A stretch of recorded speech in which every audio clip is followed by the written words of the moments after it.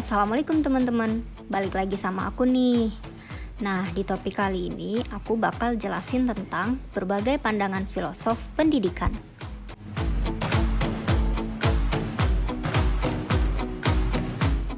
Filsafat dan filsuf. Pembahasan filsafat berawal dari penelusuran asal makna dan bahasanya, yakni dalam bahasa Yunani disebut filosofia, sedangkan dalam bahasa Inggris disebut filosofi. Sedangkan dalam bahasa Arab disebut al-falsafah. Dan orang yang berpikir filsafat disebut filsuf, philosopher. Filsafat dalam pengertian etimologi berasal dari bahasa Yunani, filosofia, yang terdiri dari dua kata, yakni kata philein, yaitu mencintai atau philos, philia atau love yang berarti cinta atau suka. Sedangkan kata sophia atau wisdom berarti kebijaksanaan. Jadi filosofia berarti suka pada kebijaksanaan. Maka dapat dikatakan setiap orang yang berfilsafat akan melahirkan pandangan yang bijaksana. Kebijaksanaan tidak akan pernah menjadi milik manusia secara komplit dan definitif. Oleh karena alasan-alasan itulah sehingga orang Yunani memilih nama dari hasil usaha akal budi itu dengan filsafat dan filsuf sebagai subjek pelakunya. Filsafat pendidikan.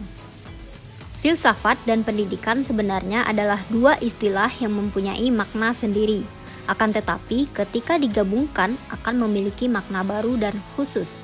Filsafat pendidikan tidak dapat dipisahkan dari ilmu filsafat secara umum. Filsafat pendidikan memandang kegiatan pendidikan sebagai objek yang dikaji.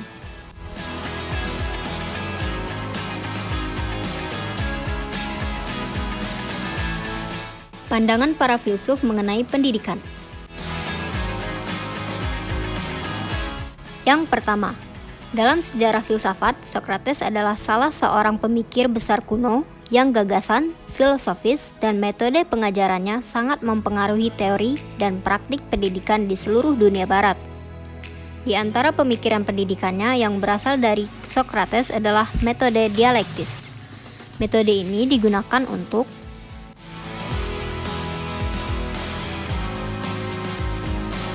tujuan pendidikan yang benar menurutnya yaitu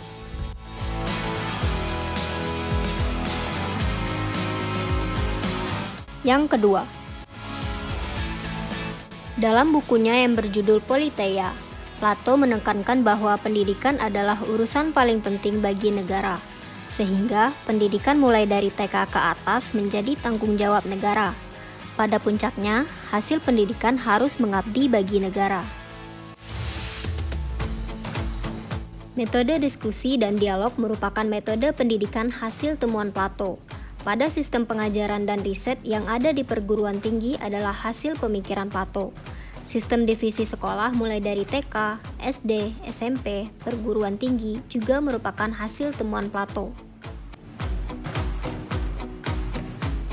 Yang ketiga, Aristoteles yakin sebagaimana Plato yakin bahwa manusia butuh dididik sesuai dengan posisi dan kebutuhan dalam hidupnya.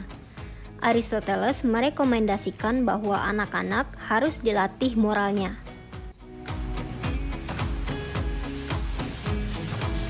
Yang keempat, dalam bukunya, Rousseau menekankan betapa pentingnya pendidikan.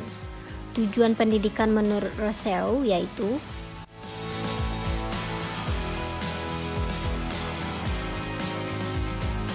5. Al-Farabi memandang pendidikan sebagai salah satu elemen atau fenomena yang penting dalam kehidupan sosial. Ia memandang bahwa pendidikan itu harus diberikan sedini mungkin dalam rangka menyiapkan anggota masyarakat yang memperoleh keberuntungan.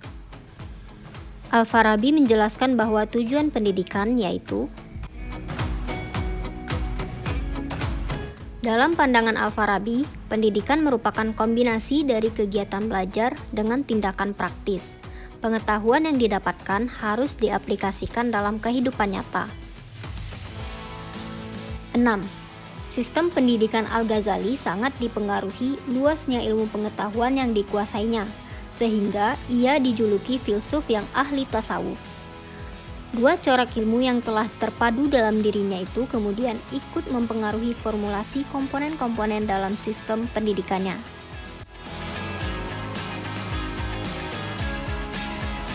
Nah, sampai di sini saja video kali ini. Jika ada kesalahan, mohon maaf dan sampai jumpa di lain video. Bye!